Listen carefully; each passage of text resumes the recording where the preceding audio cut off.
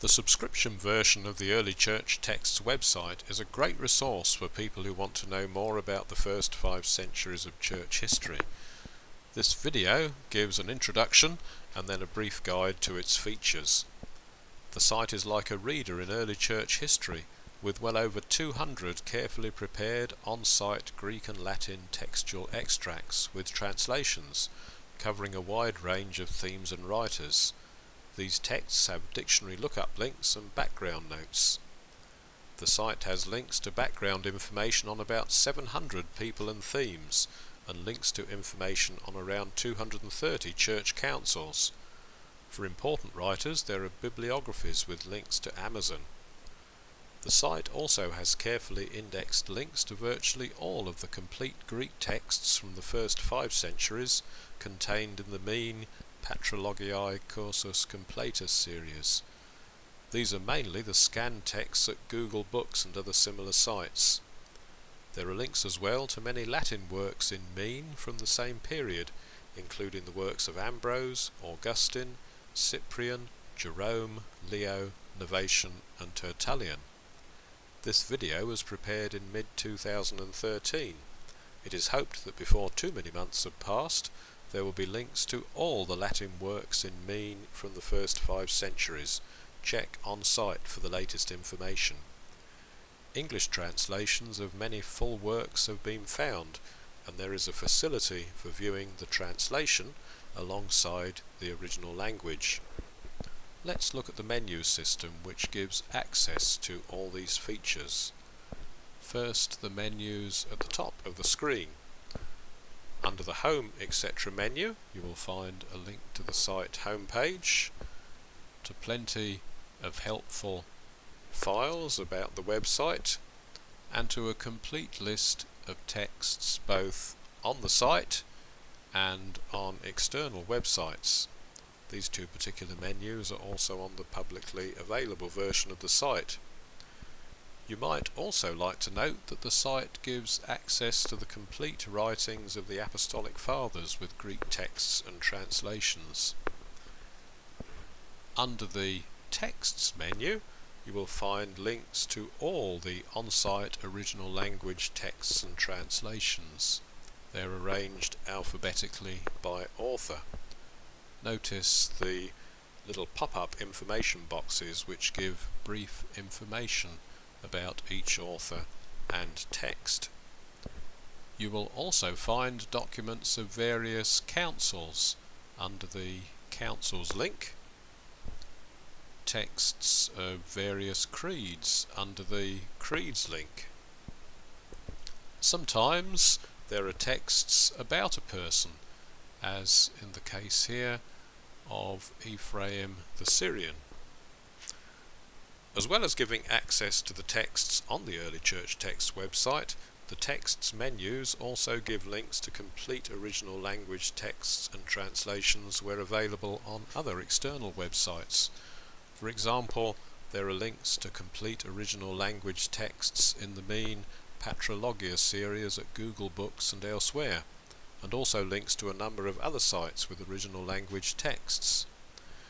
There are also links to English translations. So under Basil, at the bottom of the Basil Texts menu, you will find the entry for text resources off-site. These links are well worth exploring. The list of works at Thesaurus Linguae Graecae gives a very helpful extensive list of the writings of Basil. The Greek texts entry takes you to a page with links to many complete Greek texts.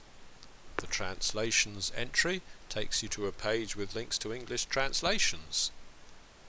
The Greek with translation alongside does just what it says and enables you to view the off-site original language texts and translations alongside each other. The Themes menu contains links to exactly the same on-site texts, but here they're indexed by theme, which in some cases might be helpful. So under Baptism you'll find texts on that theme. Then to the right are menus for the 1st to 5th centuries. At the top, these contain links to the on-site and off-site texts for the century in question. Below that are links to background information about Christian writers from the relative century. You will also find here links to complete texts and translations off-site, even when the writer is not represented through texts actually on the early church text website itself. Then there are links to background information about non-Christian writers, links to information about bishops, the bishops of Rome and other bishops, emperors, and then links to some church history timelines for the century. Below are links to information about issues and people who caused controversy during the century. Finally, there are links to information about councils. There are lots of these for the 4th century. The extensive links to background information about and texts of the councils may be very useful. Let's look now at the menus on the left of the screen. These contain almost the same set of links to the text and background information, but here they are in alphabetical order. Here are the links for Ambrose. Notice the links to the original language texts and translations, both the on-site texts and the off-site ones, the background information links, and the links to a bibliography. The same kind of pattern applies to the other entries. Just occasionally there might be entries on the left side menu which are not on the top menu. Again, there are extensive links to texts and background information relating to councils. Look under C, Councils. When you go to one of the on-site original language text pages, the menus most relevant to the particular text will be included towards the top of the page. So here, with Arius' letter to Alexander,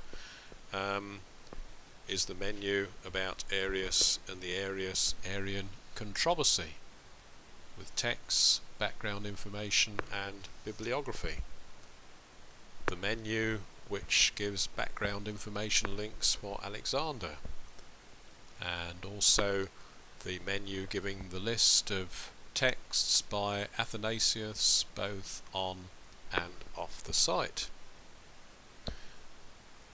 There are carefully prepared printable versions of all the site's on-site texts. Each on-site text has a brief introduction, making it easier to appreciate the context and significance.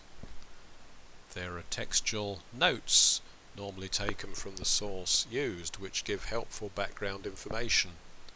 Just hold the cursor over the red number for the translation, or the green number in the original language text.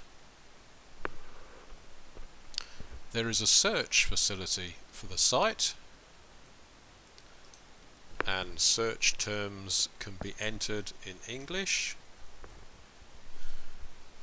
or Greek, sorry I did the Greek first, in Greek or in English letters. The Greek search terms can be entered in Unicode Greek text with or without breathings and accents. Further information is given through the search help link. Of course, if you want to enter text in Greek characters, you'll need a facility for typing in Greek. Simply click on Greek or Latin words to access a lexicon link. Note also that there are two versions of each page with a slightly different lexicon lookup facility. I hope that this brief guide to the website has been useful. You can see that the site gives access to a wealth of texts and information. It is also constantly growing and developing, so there may well be more on the website than you have seen in this video. Check out the latest updates links. If you would like access to these enhanced features, do consider taking out one of the modestly priced subscription offers for individuals or institutions. Trial subscriptions are available too. Do this by clicking on the main site link at earlychurchtexts.com. This will take you to the sign up page. Thank you for watching this video.